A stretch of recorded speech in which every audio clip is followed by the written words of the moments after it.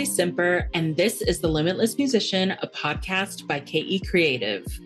Our team helps modern musicians find modern solutions to building a sustainable music career. Along with my co-host, Dr. Catherine Eminent, we will help you learn what it takes to build a career that enhances your life instead of restricting it by becoming the limitless musician you are meant to be.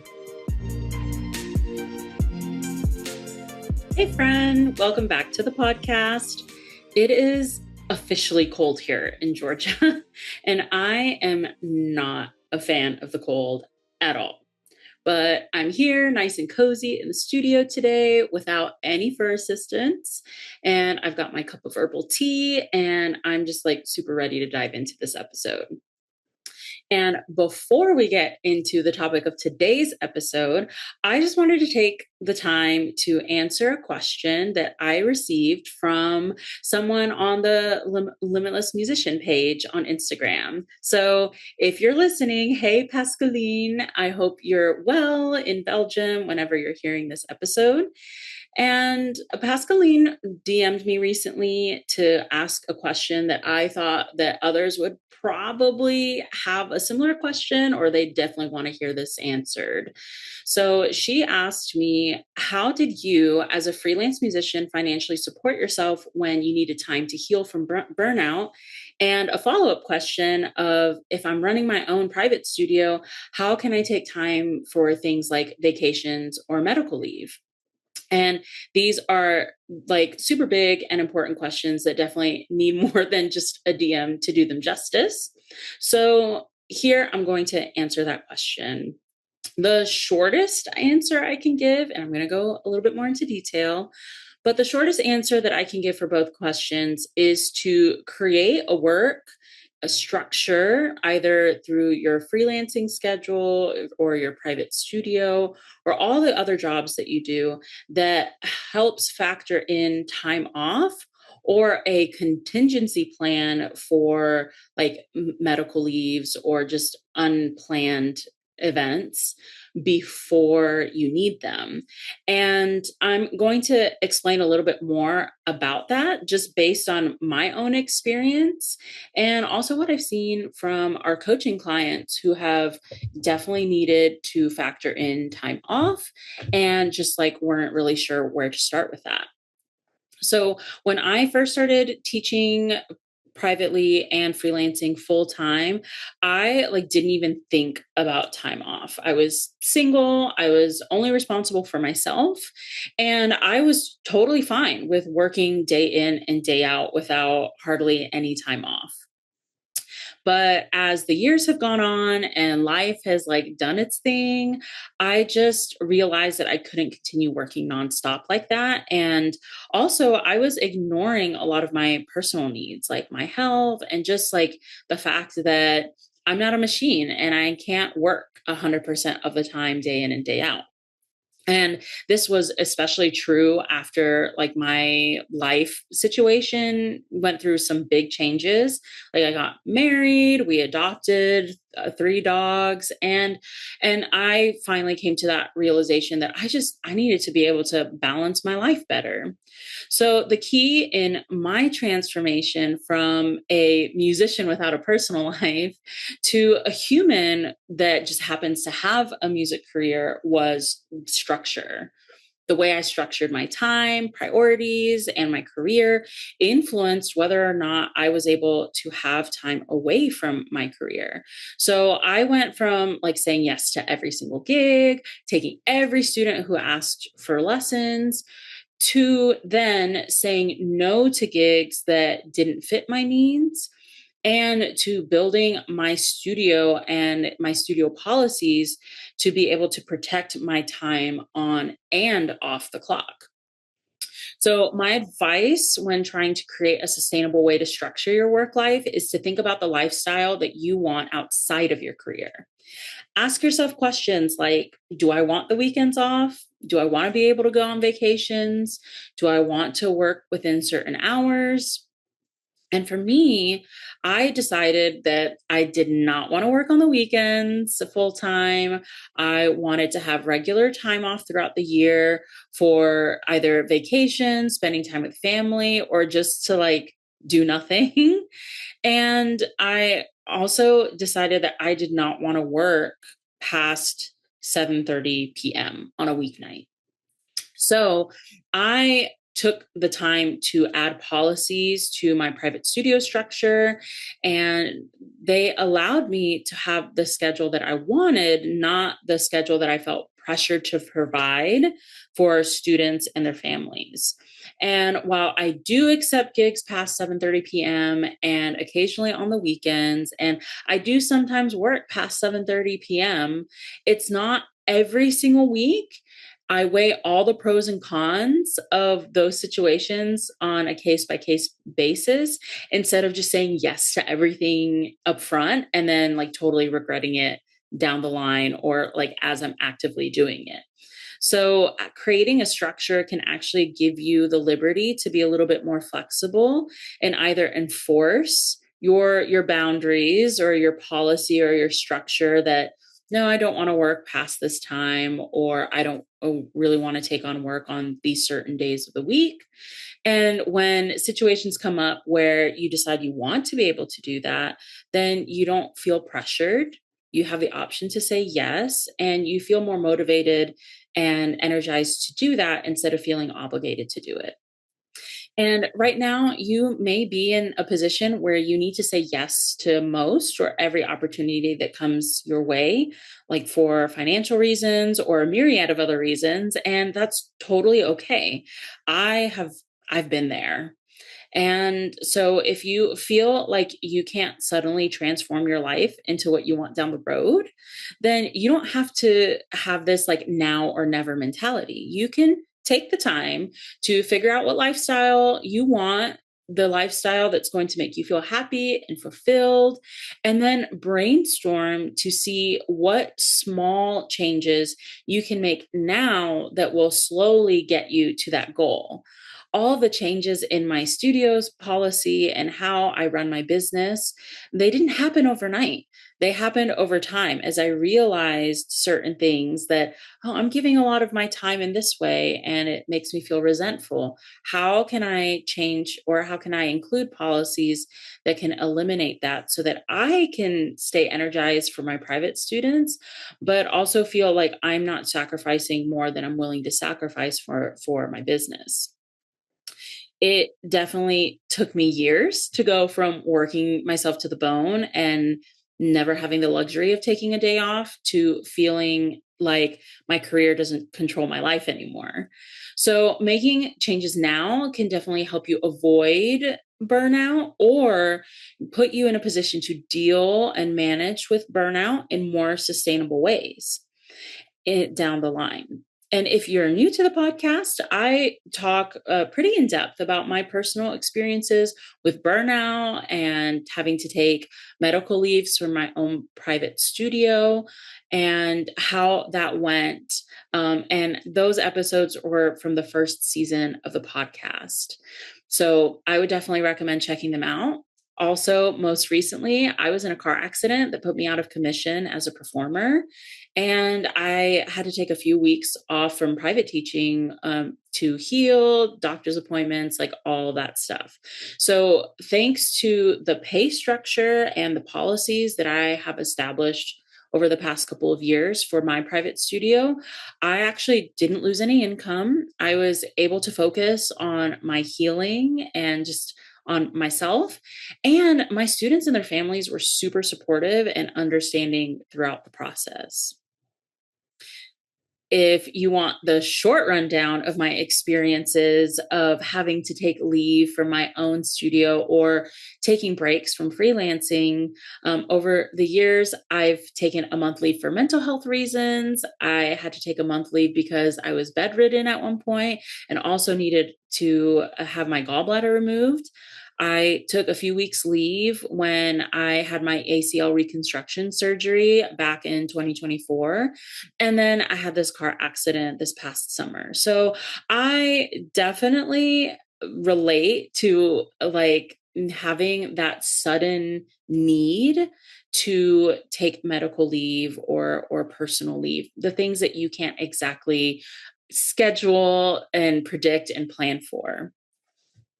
I currently also work in blackout dates in my studio, where I'm not teaching, and also from freelance work so that I can take vacations, spend time with my family, or just like be a total couch potato.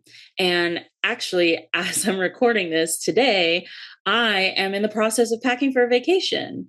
So, if you do want to deeper dive into this topic, or if you have a question that you want to get answered about being a music entrepreneur, send me a DM on Instagram. And you can also reply to the LM newsletter emails that I send out every couple of weeks. So, thanks so much for your question, Pascaline. I hope that I answered your question both in the DM and here, and that it's helpful for you.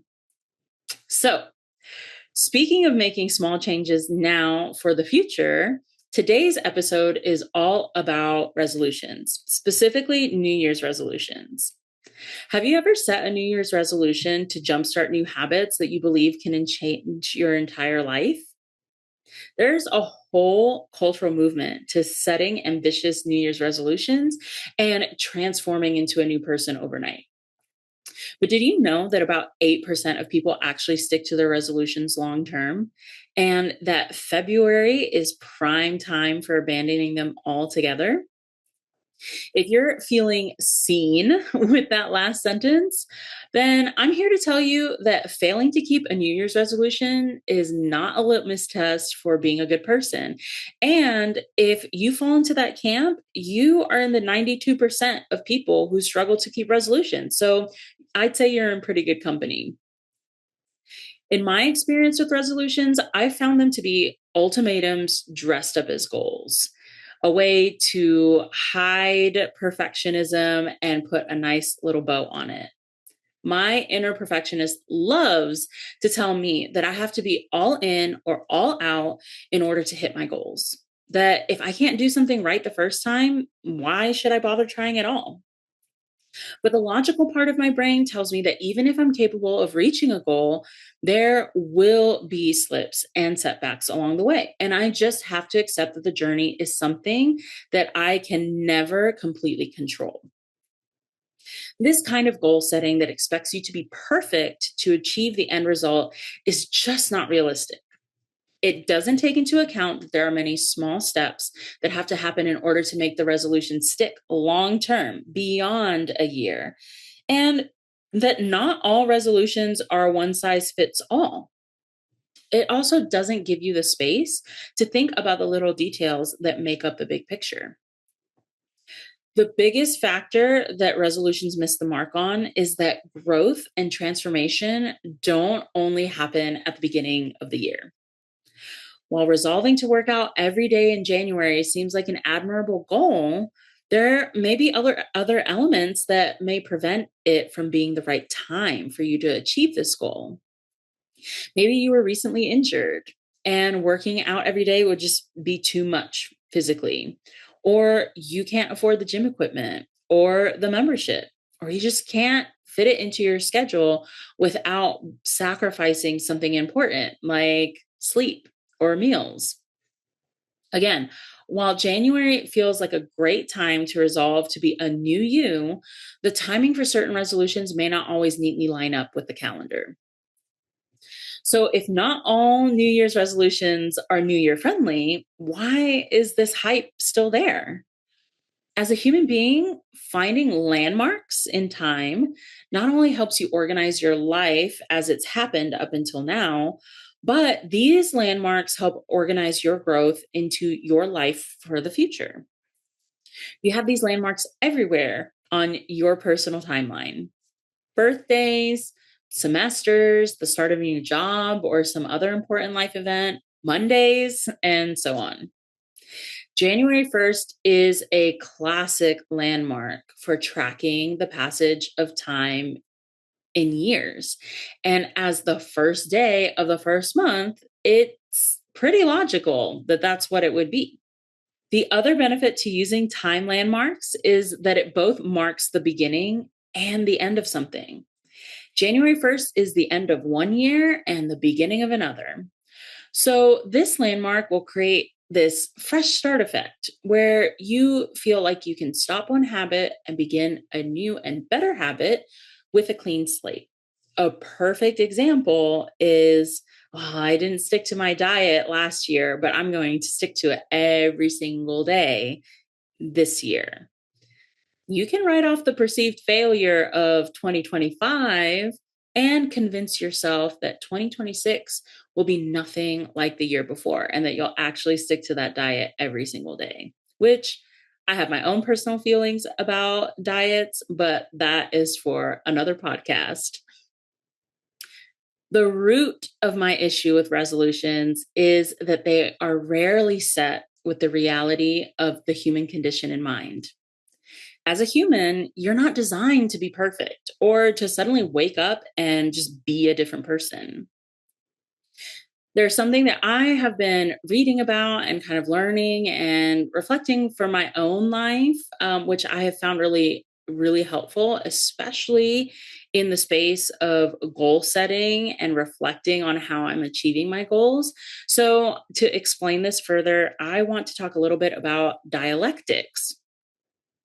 Dialectical thinking finds connections in opposites and that they exist at the same time. And it encourages understanding of the many layers that exist in human thought and behavior.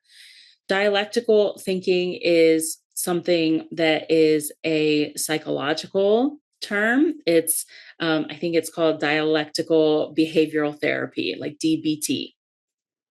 So, this dialectical thinking or dialectical behavior helps you understand that instead of being one way or another, you can be both.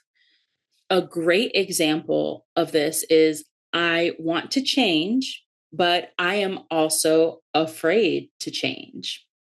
You can be both at the same time.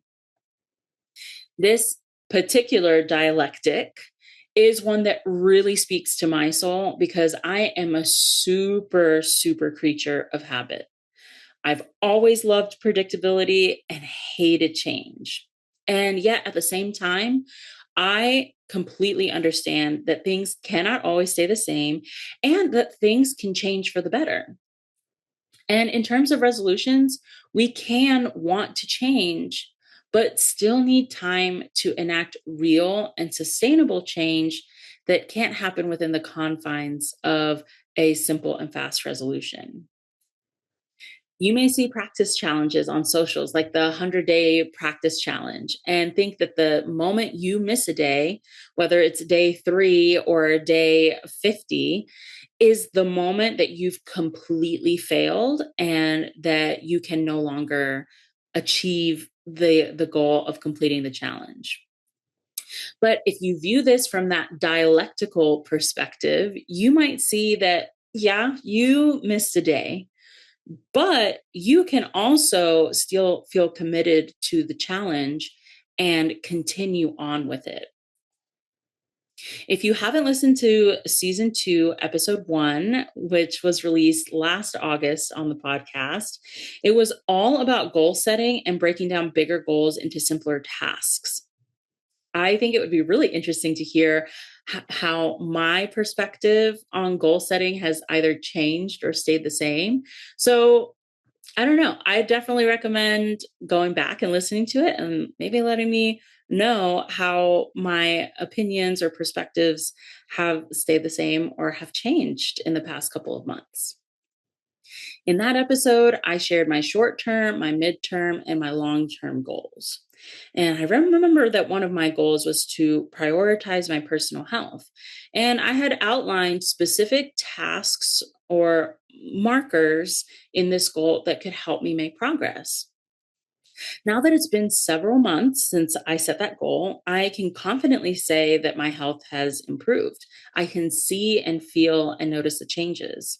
I'm sleeping better. My ability to focus, especially when I'm practicing, has improved, and I feel overall better than I did back in August when I was just fresh out of my car accident. And yet, although I see the proof and I feel the proof of positive change, I just keep thinking back to all of those days that I didn't stick to my sleep routine. I forgot to meal prep, or I just didn't really feel like eating at home. I didn't exercise, and like all the other ways that I felt like I was working against my goal.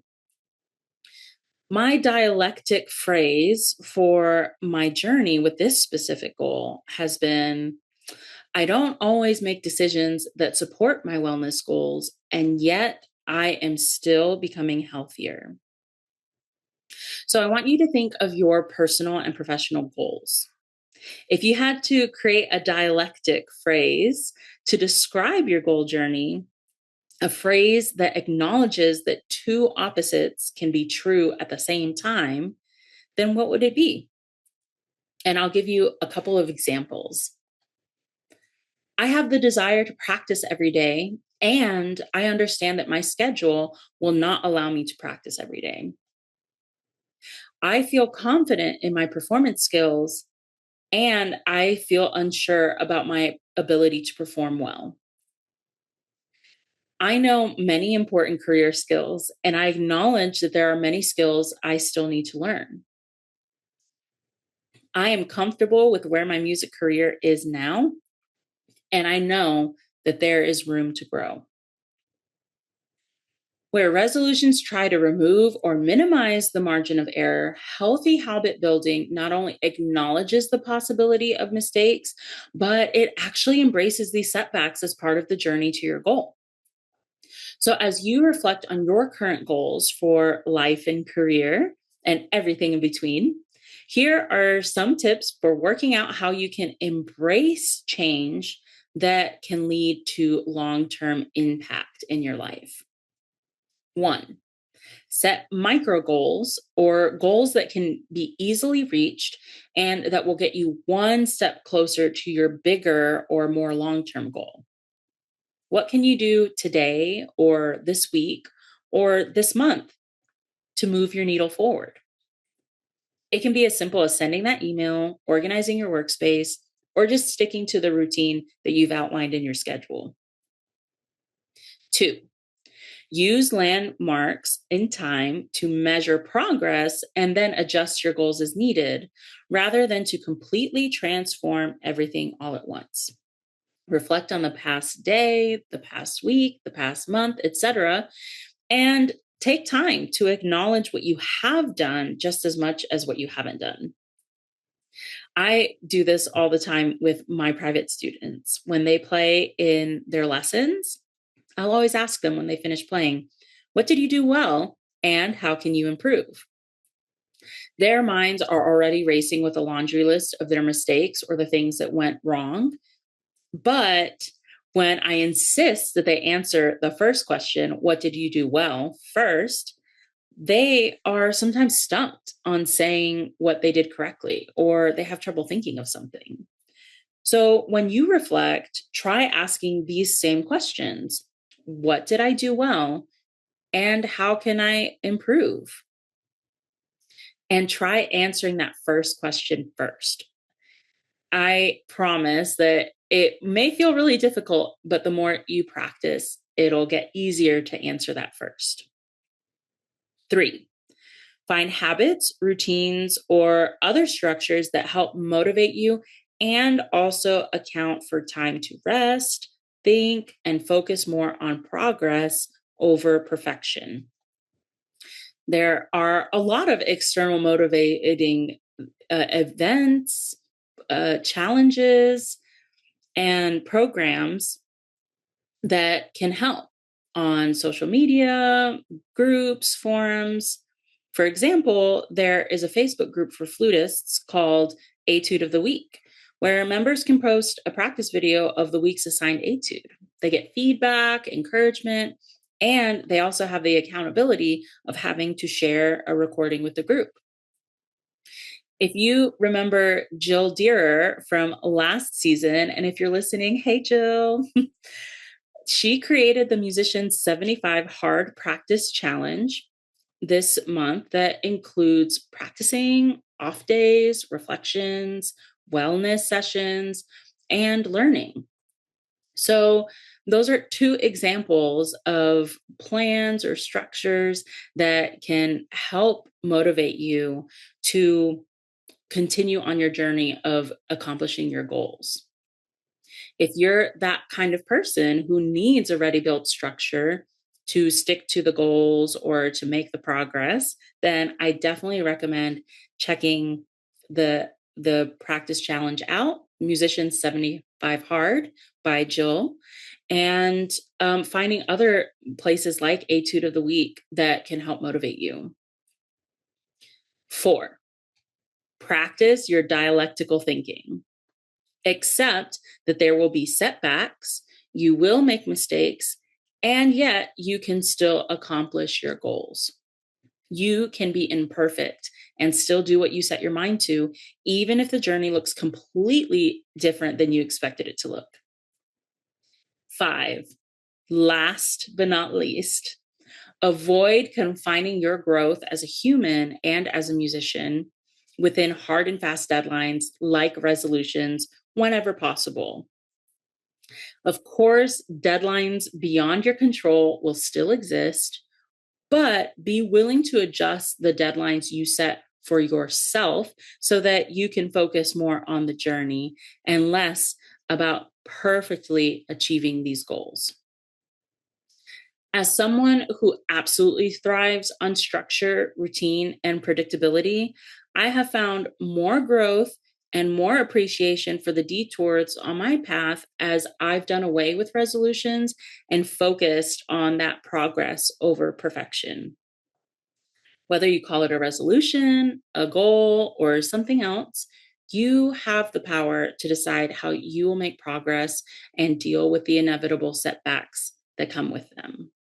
So I hope that this episode has given you a little bit of food for thought about approaching goal setting. And if you're like me and already kind of jumping off of the wagon with some of your resolutions right now in February, then just know that you're in good company and that, you can find other ways to continue working towards these resolutions without having to be perfect and without having to achieve it right away.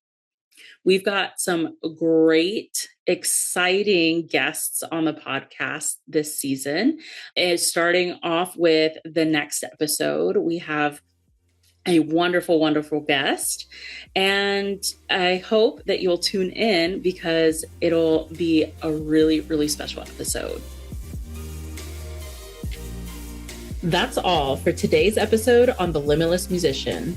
If you liked this episode, follow us on Instagram at The Limitless Musician to tell us what you want to hear next. Remember to subscribe to our newsletter to get exclusive content that won't show up anywhere else by clicking the link in the show notes. Until next time.